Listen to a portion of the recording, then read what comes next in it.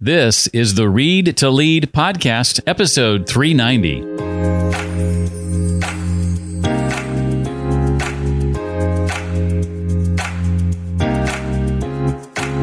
I believe that I was called to shift from being an executive pastor to a pastor to executives. And part of this book is about how do I help executives become better and care for their life holistically, not just their leadership duties.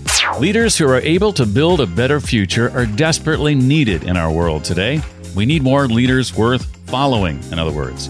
Are you ready to become the kind of leader who draws people together, brings out their personal best, and creates truly rare results?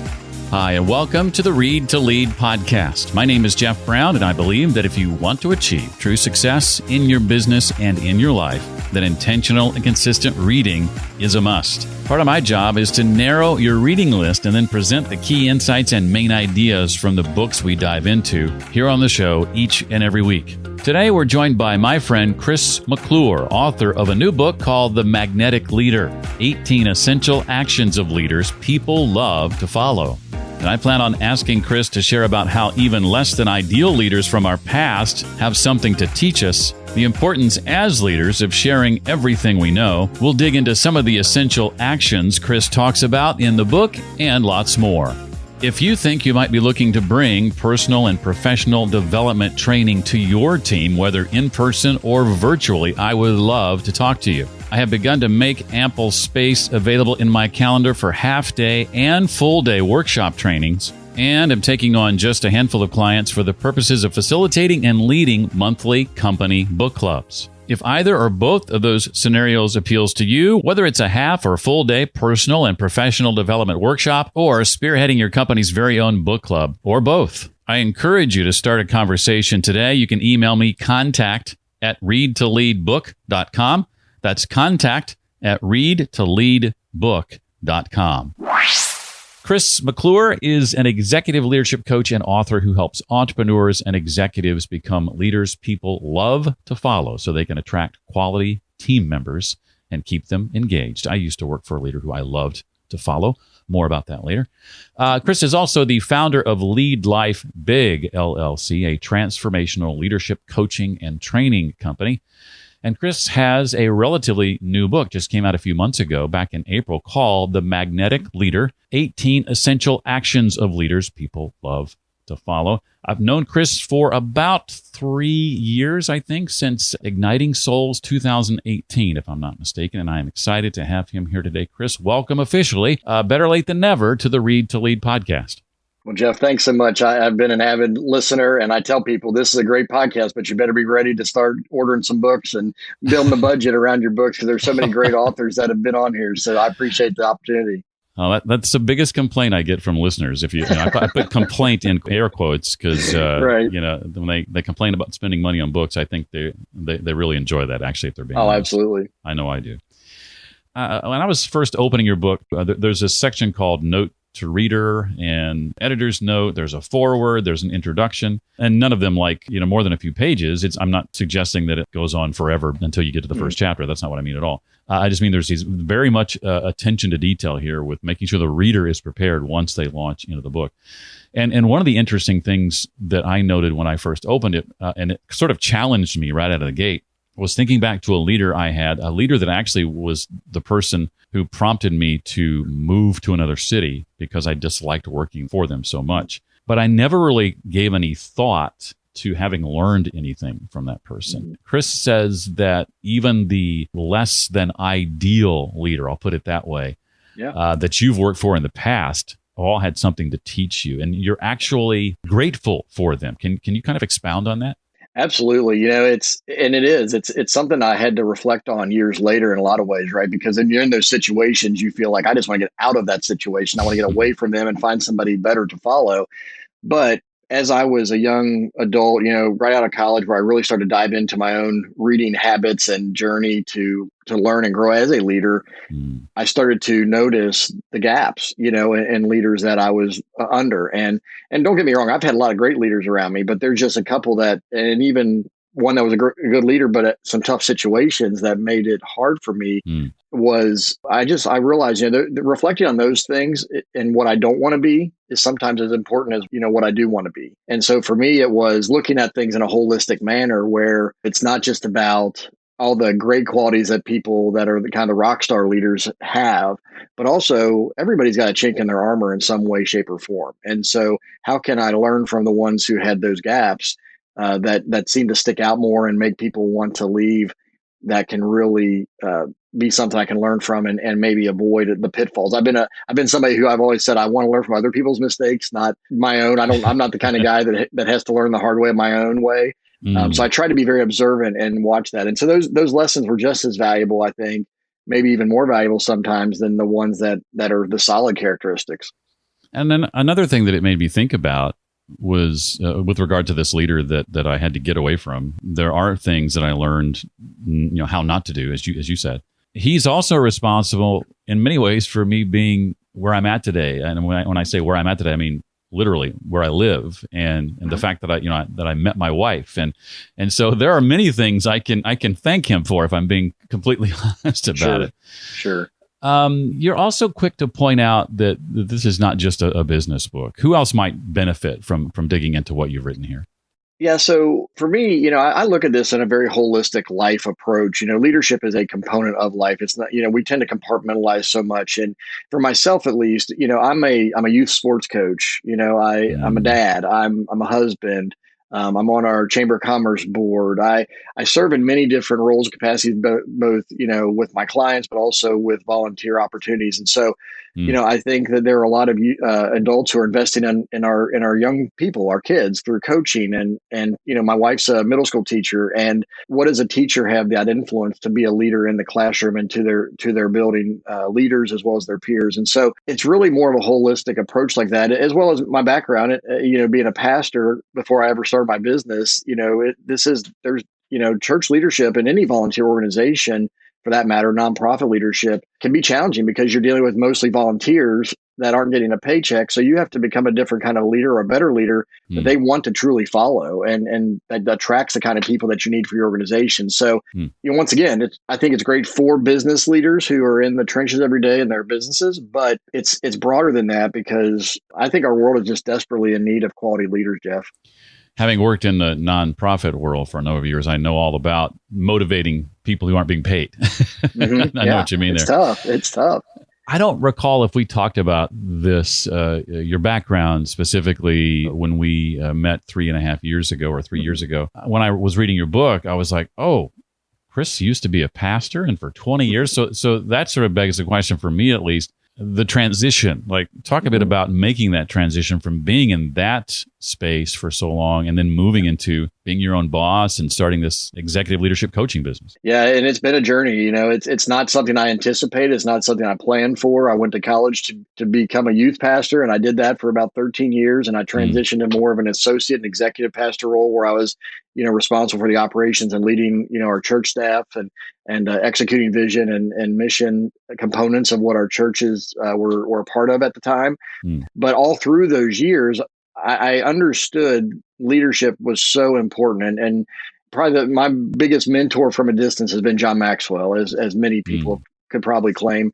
But for him to say that everything rises and falls on leadership, and his components of leadership that he's taught for decades now, stuck with me early on, and it made me Mm. realize that no matter where I am, whether it's in a church setting, a volunteer setting, in my own, or a business setting, leadership was critical. And so for me, the transition to my business came because of a leadership crisis that I found myself caught in the middle of.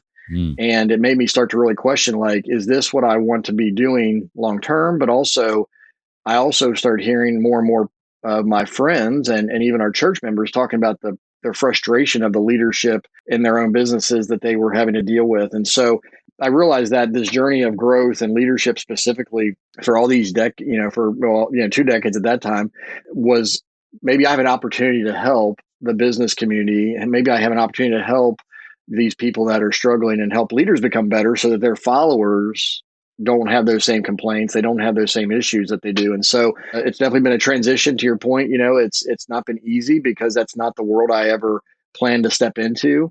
Hmm. But I tell people, for me, I believe that I was called to shift from being an executive pastor to a pastor to executives.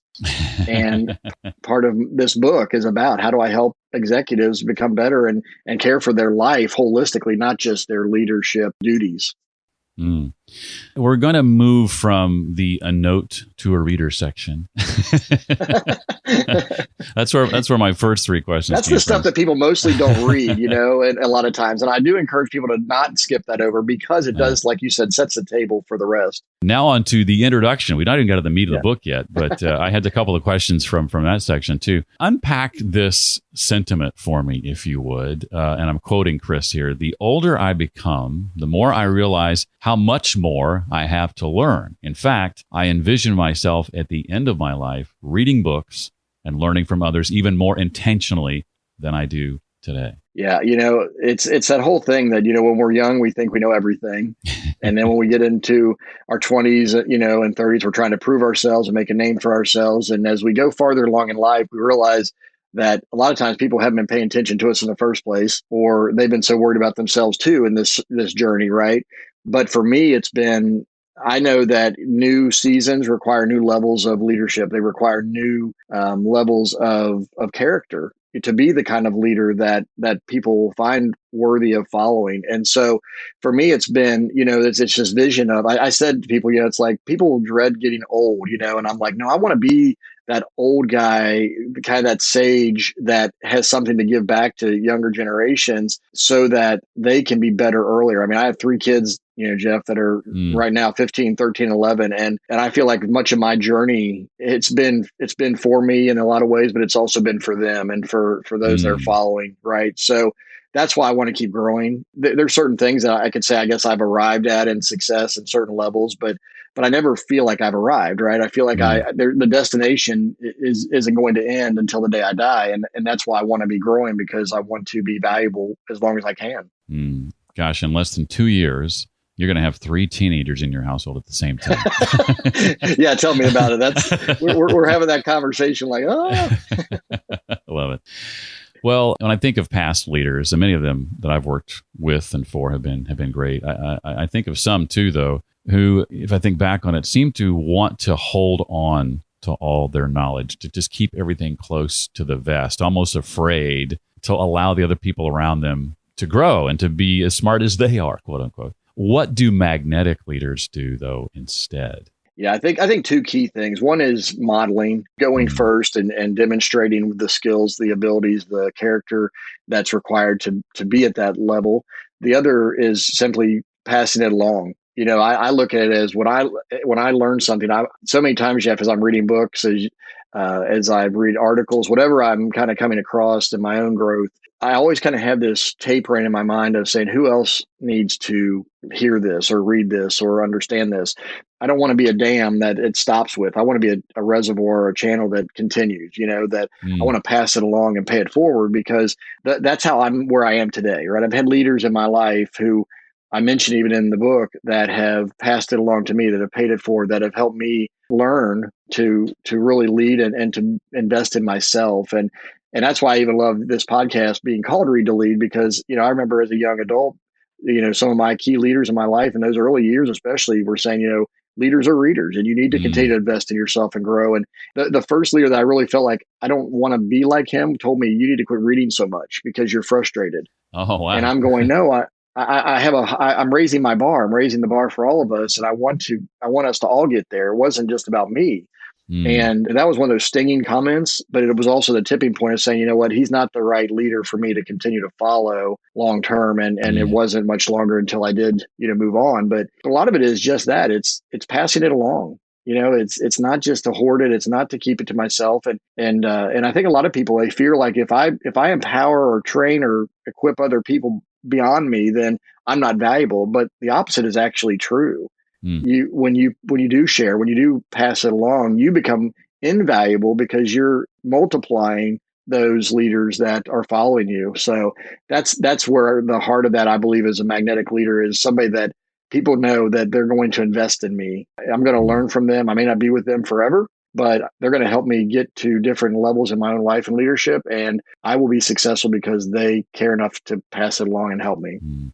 Yeah, just for the record, saying something like "you need to stop reading around here" is like sacrilegious. I know, for real, right? Yeah, we don't know what that means at all. No, that's like I just it blew my mind when I literally sat across the table and heard that come out of somebody's mouth. Well, let's actually dig into some of the essential actions that Chris talks about in the book. The first one is about meeting needs. What steps, Chris, are necessary to meeting the needs of others strategically? And I love the word you use here, intentionally. Well, a lot of it starts with, I even go into it in this chapter about the word meeting itself. It makes a lot of leaders bristle because we're in so many meetings, just volume wise sometimes, but many times we feel like it could have been an email instead of a meeting, right?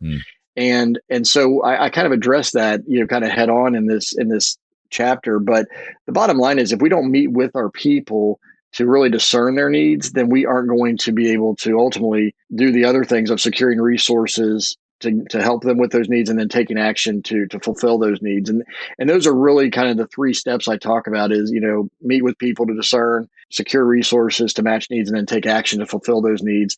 Because if you do those things and you're mindful of that, intentional with that, then people really do start to know that you care about them and that you're a resource to them. And many times leaders have access to resources and people, whether, or books or opportunities that followers can't have access to on their own. And so that's why I think it's so critical to meet needs. And it just sets the tone for a good relationship with your followers when they know that you're listening, you're using your position or your role and your opportunities, your authority to help them and to really take action, not just saying that I want to help you, but they actually do.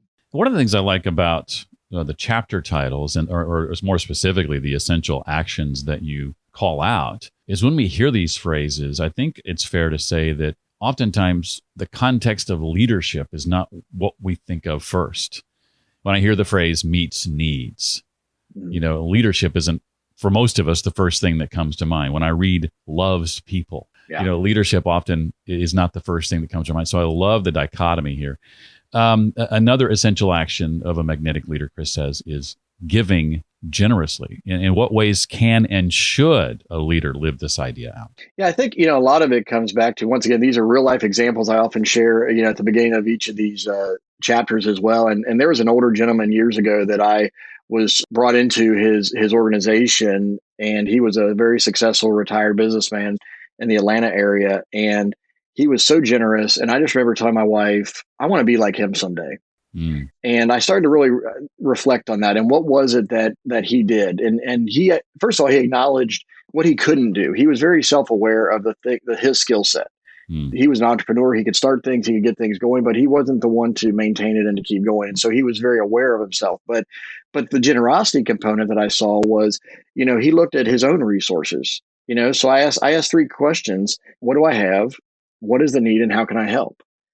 And that's where I felt like his name was Don, and he was a generous guy because he looked at what he already had at his disposal. He looked at the needs around him, and he asked himself, how can I help in this situation based on those two questions? And I believe that leaders can model that and ultimately do that. And that's part of even the meeting needs, essential action. It kind of ties back together there a little bit, right? Is if I have resources available to me, then I can give generously to those who I'm leading, no matter what that means, once I know what they are. And so there's an interconnectedness there for giving generously and meeting those needs that are at play at all times, I think. Well, let's talk about this nobility notion of essential action. It's essential action number 4. That's a word that we don't hear a lot these days. What does it mean to demonstrate nobility in the context of leadership? This book is very character-based and oriented in so many ways. I mean, that's the heart behind so much of it. But nobility is a word we don't use, and I know for me, when I heard, and I share this in the book as well, that the word nobility makes me think of like the medieval times, right, of knights and kings and queens and damsels in distress and all the fairy tale stuff that we've watched and read about over the years, and so. But when you really get to the heart of it, it's about having that noble desire to care for, help other people. It's about putting others first and wanting to serve their needs and help them as much as possible. And I talk here about aspiring to greatness. That it's I want to be the best I can be where I am with what I have, and really knowing that perfection isn't the reality that I'm going to have, but I can be the best I can be with the resource I have at any given time. But once again, it's about also excelling in character. Who you are is who you attract. Is actually the law of magnetism in John Maxwell's 21 Laws of Leadership book that really stuck with me years ago. Was when you are a noble person, when you pursue noble causes, then you're going to attract others who have the same heart, the same character, and that want to do the same things. And so I just think it's invaluable there. And then, just it's about doing what's right. Some of the toughest things in leadership are just doing the right things when the wrong thing or just a shade off, could be tempting to do just to kind of cover yourself, cover your organization. And sometimes you have to just really bite that bullet and just say, you know what, I've got to do the right thing, even though it may hurt right now. But when you do that, I believe you end up having the quality of nobility being played out in your life. You mentioned perfectionism a moment ago. Excellence and perfectionism, I think, are two words that people seem to often conflate these days. How does a magnetic leader, Chris, pursue excellence while avoiding perfection at the same time? Well, the first thing is you have to reject perfectionism and reject the notion of it, because what I have seen too often is great people who have great things to offer and share with their followers or with their audience. They get hung up in perfectionism and they never really launch. It's this idea that until it's perfect, we're not going to do anything. And as a young leader under various boards and older and more experienced leaders that I followed, I would often watch our organizations get paralyzed in this, where until somebody felt like they had all the answers, until they knew the outcome in their mind, they wouldn't pull the trigger to take action. And what I discovered was, if you don't reject that idea of perfectionism, opportunities tend to diminish, or you lose them, or potential just simply stays potential. It doesn't ever become realized. Right. And that's what really made me want to really share about this, is because we had to reject that perfectionism, but we also still need to demand quality. We can't say that we want to put out a poor quality product or service. We still need to demand quality of ourselves and demand quality of our organizations, our people, and then pursue improvement where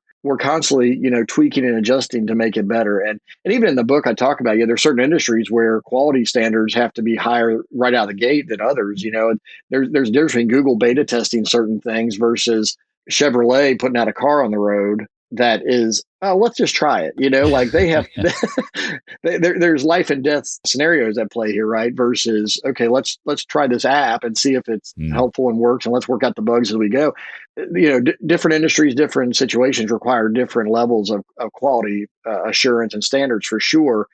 But, one of the things that I note, in the chapter 2 is how new and improved has been a marketing tactic for years in all sorts of products that we see on the shelves, right? And it's because companies realize that even if it's been a good, solid product, there's always a way to make it better, to make it more, excellence today is much better than what excellence was yesterday many times. But an excellence tomorrow is going to look different. And it may not be big leaps and jumps. It's going to be, small adjustments here and there many times to make it just a little bit better. And it's that kind of that 1% better every day as a leader. How am I going to be excellent today compared to yesterday? And competing with ourselves really about how am I going to grow? How am I going to mature and lead my people in a way that takes them to where I need to take them, as well as develop them in the way that's going to be best for them and our organization. Good stuff, Chris. We've talked about now 4 of the first 5 essential actions. There are 14 other essential actions that Chris talks about in the book. Before I move on to some questions not related to the book per se, anything else from those other 14 that you want to make sure we walk away with today? Well, you had mentioned even just a few minutes ago, just that one of my essential actions in this is loving people. And that's essential action number 9. And I was asked actually at my book launch party, and I've talked to some others about, are one of these your favorite?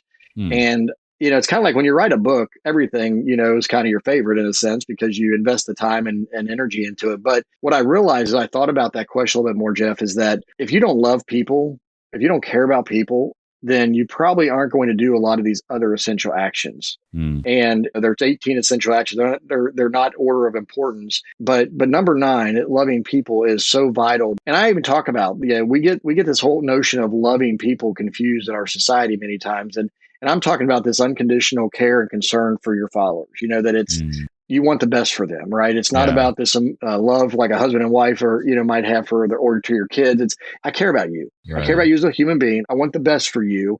And because of that, I'm going to meet your needs. I'm going to give generously. I'm going to demonstrate nobility. All these things I talk about really, I think, spin off of caring for people in the first place. Because if you don't, then honestly, these other things kind of feel like a nuisance. Like why would I do those things if I don't care about the people I'm leading? And I think that's where I look at, we're in this, as we're recording this, we're watching Cuba, right now dealing with, this dictatorship challenge that they're dealing with, this Mm, uprising as a nation. And I'm watching other global issues in our world over the last several years. And I just think so many leaders get power hungry and they're trying to gain personal power so much that they forget about the people under their charge. And I believe that the magnetic leader is a person who cares about people enough to serve, to sacrifice, to develop, to do all these things, right? To do all these essential actions in order to help the situation be the best, whether it be your work environment, whether it be your community, whether it be your, city, state, nation, whatever it may be, so that the world can be a better place and we can really overcome a lot of these challenges societally that we've been watching and struggling with for quite some time now. mm. As you listen to this, there is one advantage I have that you do not, and that is that I can see Chris, and I can see that behind him is a plethora of books. So I want to ask you, Chris, how has the habit of reading consistently and with intention impacted your life and career? Absolutely. Well, it really started as a young adult. My parents now laugh that I'm an author because they couldn't get me to read a book as a kid. Like there was nothing they could do, and I remember just refusing to read. During my sometimes of classes that I had as a child. But I remember somebody handed me a book when I was 19. It was actually John Maxwell's Becoming a Person of Influence. Mm, And I was an intern, and they handed me this book as a Christmas gift and a kind of a parting gift before I went back to my college classes. And I read this book, and I realized that there is the boring books that I thought I had to read because of school or all the things I didn't want to read over the years. I'm like, oh, there's actually these books out there that can make me better. And that's kind of where I got hooked. And basically from that point on, I just devoured, especially leadership books, personal development books. And so for me, it is a habit. It's basically for me, it's about like breathing. I just do it. I've got right behind, I have all these books on my bookshelf, but I also have a stack of books, probably 8-10 inches high on my desk here that I'm constantly reading through. And my kids are like, oh my gosh, Dad, you're reading something all the time. mm, But it's that whole idea, right? For me, I've realized that my 25 years now and growing of personal investment in myself, I've become in many ways a walking resource for a lot of people that I mm. that I coach and train, and so Right. many people aren't readers, right? And I'm glad your new book is coming out to help help Yeah. hopefully kind of prompt that and stir that in people, because I think people are missing out when they don't. And for me, it's been my journey, my career path, my business. All this is based on my investment in myself primarily through books. I love listening to podcasts. I love going to conferences. I love reading articles, but books have really been the heart Mm, behind my growth, and to be able to say this is the topic I need to grow in most right now. And I kind of have in the last couple of years defined a topic that I need to grow in more, and I'll just kind of double down on that and really dig into some good books that are out there to help me with that. And then I kind of, once I feel like I'm in a good place there, that I think about, okay, what's the next area that I really need to grow in? And so I'm very intentional about that. I don't typically read randomly. It's hmm it's based on my need at the moment, and it's been huge for me, for personal growth, leadership, my spiritual development as a follower of Christ, as a hmm believer, all aspects of my life, even as a husband and father, it's been huge. Our backgrounds in that regard mirror each other, pretty similar. I did not like reading in school because, as you said, it was always reading things that I didn't want to read. I did have someone come to me around the same age. I think I might have been a little older than you, maybe 21, who presented to me Zig Ziglar's Secrets to Closing the Sale. I was thinking about getting in sales at the time, and Og Mandino's, I think, Greatest Salesman That Ever Lived, or Greatest Salesman in the World, or something like that. And it didn't take. I lacked the maturity you had because I didn't get it, put it aside, didn't finish them. And it was another 10 years. I was in my early 30s Oh before wow. an opportunity like that came along again, and this time the student was ready. So that's a big part of it. I wish I could do that over, like do my whole 20s all over again, and be reading even sooner these kinds of books. Well, you mentioned the John Maxwell book. Any other books jump out at you as ones that have had a huge impact on you over the years? Yeah, I think, well, and even another John Maxwell book, The 21 Irrefutable Laws of Leadership, was probably, beyond the other one, was the one that really set the framework for me to really implement in my life. But a more recent one over the last few years, as I started my own business, that's paired up my faith and my business together, is Anointed for Business by Ed Silvoso.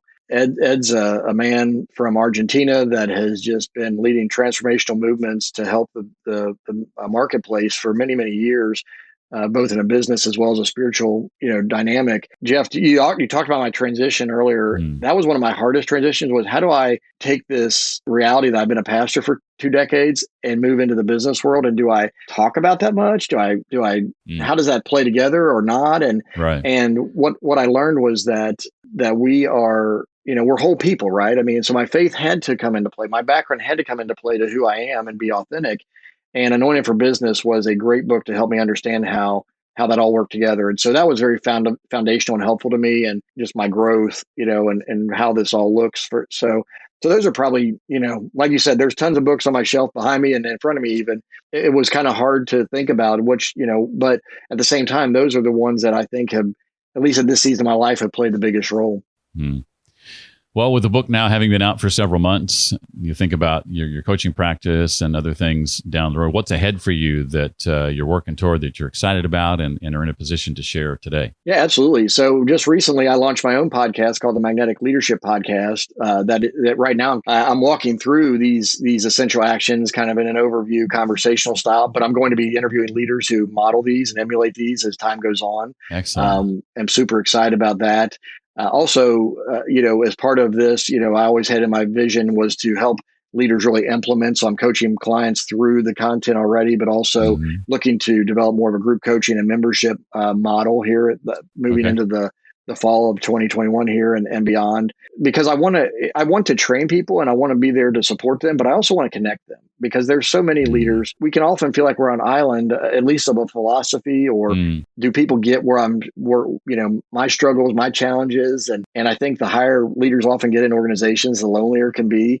But I think there's a lot of great leaders out there that want to be better, that they want to be those high quality leaders that are going to bring transformation to their homes, their businesses, their communities, and ultimately, maybe even globally, depending on what opportunities they have. So those are the things that are in the works and soon to be released, so that I can help foster that kind of a leadership community that also, it's not just about leadership, it's also about the life of the leader, because I think that's so vital. Is, your leadership affects your life and your life affects your leadership. That there's just a synergy back and forth there. And it's because we're holistic people. Well, the book, again, is called The Magnetic Leader, 18 Essential Actions of Leaders People Love to Follow, by Chris McClure. His first book, maybe not his last. He used to hate reading, and now he's an author, and he loves reading. Chris, thank you so much for being here. Love the book. I recommend everybody pick it up at where you buy your favorite books today. Chris, thank you so much. Absolutely. Thanks, Jeff. I appreciate the time on here. As always, if you'd like to connect with Chris online, follow up on any of the resources he mentioned, or dig more deeply into today's episode, you can do that at readtoleadpodcast.com/390 for episode 390. And as I make my way visiting companies both in person and virtually to present half and full day personal and professional development workshops, as well as leading and spearheading in-house company book clubs, I'd love to make room on my calendar for you and your team. To follow up and find out more, you can reach out to me directly. Contact at readtoleadbook.com. That's contact at readtoleadbook.com. Hey, thanks for joining me for this conversation with Chris McClure. Next time on the show, we'll be sitting down with Ramsey Solutions' Christy Wright to talk about her brand new book. I hope to see you next time. Until then, as always, remember, leaders read and readers lead.